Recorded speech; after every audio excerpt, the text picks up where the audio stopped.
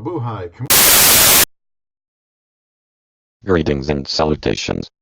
Welcome to a very enigmatic video of Love Beyond the Sea. I am your host, MrE. It has been a while since you last heard my voice. In fact, it has been almost half a year. In that time, many new subscribers have joined Love Beyond the Sea. While many of you have heard my commentary, many have not heard a video done by me. For those who don't know who I am Bob's anonymous source. Bob only knows me by pseudonym. Bob has never met or spoken to me. He does not know what I look or sound like. But before I continue, please like, comment and subscribe to Love Beyond the Sea. And join our community message board to discuss relationships and lifestyle topics and where you can find me. Many are probably wondering why I have been gone so long.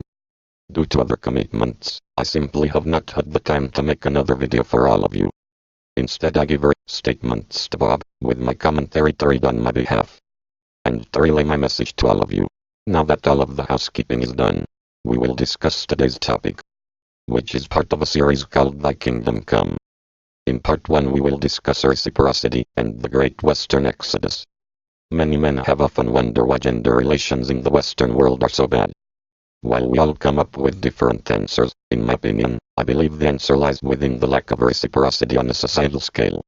What we're witnessing in Western countries is a violation of reciprocity between the genders, as men operate under a true or false paradigm, while women generally operate under approval or disapproval arrangement. Truth doesn't matter to women as much as it does to the nature of men. When women, who are presented with an uncomfortable truth that portrays them in a negative light, the natural reaction will be to disapprove of said truth, and act accordingly, even to the detriment of all that are under their authority. An example we can reference is through a video Bob did with my commentary called the Zero-Sum Game. If you have not watched it, pause this video, open another tab, and watch it. Then return to this video to gain a better understanding before proceeding in this video. If we were to tell 40-year-old women they're not optimal mates, and they screwed up in their life choices, they will generally disapprove. Truth be damned. The problem stems from the consequences of their decisions made based on the approval-disapproval paradigm. This paradigm impacts everyone in society. If their decisions only impacted them either in a good or bad manner, in their mind there would be no violation of reciprocity. In my societal observations, Western women in general currently approve of the societal circumstances currently occurring, because they benefit the most from it. They see matter in the legal field, gender dynamics, social programs, and the hyper-consumerist culture, to name a few. All of the factors are generally favorable to women. Western women will continue to approve of the situation up until the point they don't approve. They only disapprove when the circumstance doesn't benefit them. What we're witnessing is their survival strategy.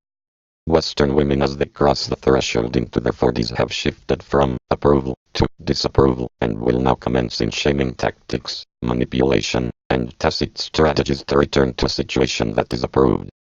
Nowhere in the women's decision process is the question of true or false considered, and here lies the problem. The general Western population is realizing this, and will eventually return to the status quo that has been held for thousands of years and is currently held in other countries beyond these Western shores. The fact that women make decisions on approval and disapproval and not on the basis of true or false is a major reason for the violation of reciprocity that men in general are sensing. Violation of reciprocity is parasitism, and the correction is due to come.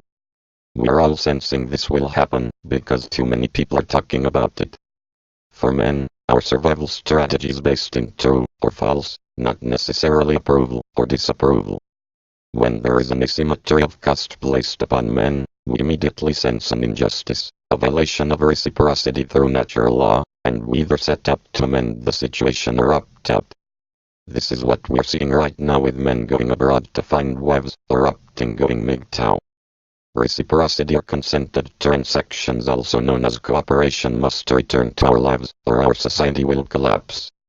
We're all generally feeling that this status quo doesn't work, and is unhealthy, and men are beginning to deliberate the way forward. A consensus will come about eventually, whether through opting out, or by imparting better quality women. A society is strongest when men and women have roles that are complementary to each other, rather than of an adversarial nature. Contrary to popular belief that some commentators state, Women are capable of reciprocity. However, reciprocity must be earned by the man by being a good leader. It is not enough just being a man. Women are followers, so as a man has to be a leader to receive reciprocity. For individual men who watch this channel, we focus on the solution of finding a better quality woman abroad. We choose to go abroad as traditional women still exist there. Traditional women can't exist without the traditional society and upbringing. That is why we must go abroad. By going abroad, we're voting with our feet, so to speak. With every man that goes abroad, he's giving a vote of no confidence to the current status quo of the West. He's taking his resources and expertise away from those who do not share in giving him reciprocity he deserves. While the West continues to attract the greatest merit and volume of immigrants, almost every Western man who relocates to Asia, Latin America, Eastern Europe and even Africa gives a glowing testimonials about the quality of his new life. This action also shrinks the number of available men remaining in America. The more unfair a place becomes, the more we see talented people go elsewhere. As time goes by, and many men are shut out of the SMP, many will look overseas to find what they're craving in life, and that is a happy family. That is when the Great Western Exodus will begin. This concludes this transmission.